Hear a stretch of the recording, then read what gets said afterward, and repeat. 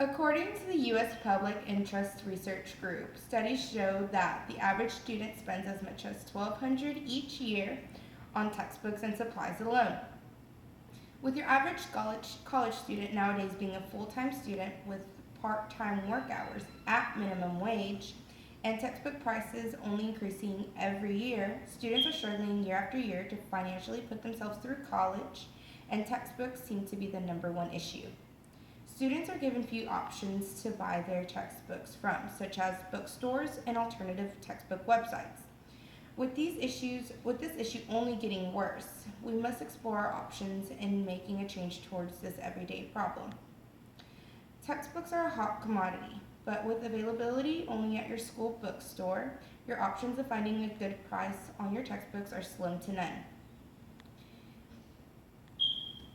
In purchasing your books at your school bookstore, you are only giving yourself two options, new or used. In purchasing a new textbook, you are running the risk of shelling out hundreds of dollars. I've come across textbooks selling for $400. Outrageous. This is obviously not even an option for a person on a strict budget. So now you're left with the option of buying used. Most of the time it really isn't even much of a difference except that you're only possibly paying a third less for a book that isn't even in not so good shape. Probably wouldn't even last you a whole semester. With each campus typically carrying only one bookstore and every student on campus only purchasing directly from this one bookstore, it is only inevitable that supplies quickly to run out. With bookstores only carrying a certain amount of used textbooks, once those are sold out, students are only left with one option of purchasing new and spending possibly hundreds of dollars. Textbooks are not the only thing that runs students financially dry. Many classes require students to buy specialized packets that once they have been removed from the plastic wrap, they are essentially useless to the bookstores and cannot be sold back to them, leaving students with only one option of buying new. And as we all know now, new isn't a college student's favorite word while in a bookstore. With bookstores not providing students with cheaper options, students are left with only one other option, buying off of alternative textbook websites. Alternative websites such as Amazon and Chegg give students the option to shop around and find cheap textbooks. I personally prefer Chegg. Chegg made it possible for me to purchase my two required textbooks for only $40, and that's with shipping and handling included. Rather than going directly to my school bookstore and purchasing used books for what would be anywhere around $100. These alternative websites may seem like the obvious choice when buying or renting textbooks, but with these websites, they do have their downfalls as well. With textbooks being mailed directly to you, you run the risk that your books may not be available to you once classes begin, especially during their busy time when books are being requested in high demand and flying off their shelves.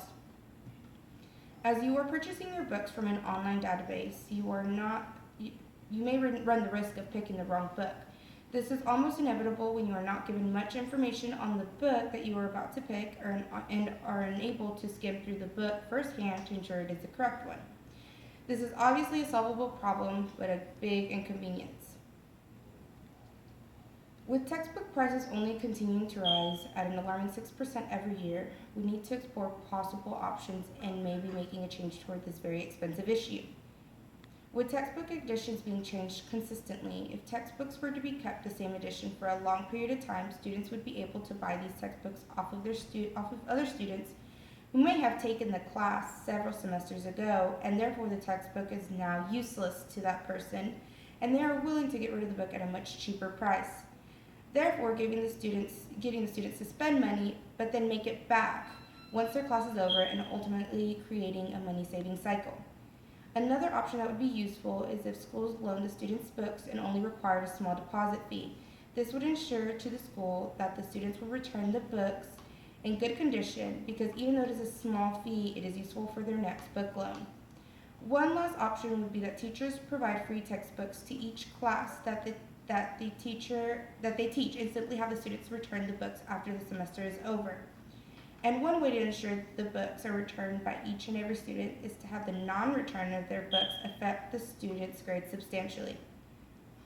With high textbooks prices having a big impact on our finances, college is starting to feel like an impossible feat for students with limited financial resources, even with two jobs. Bookstores and alternative websites get a student by, but eventually these options will become not even worth it, ultimately causing students to ditch the required materials and let their grades take the hit.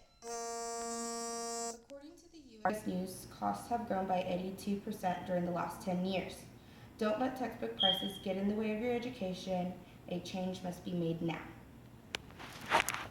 See, and this is my audience. Yay.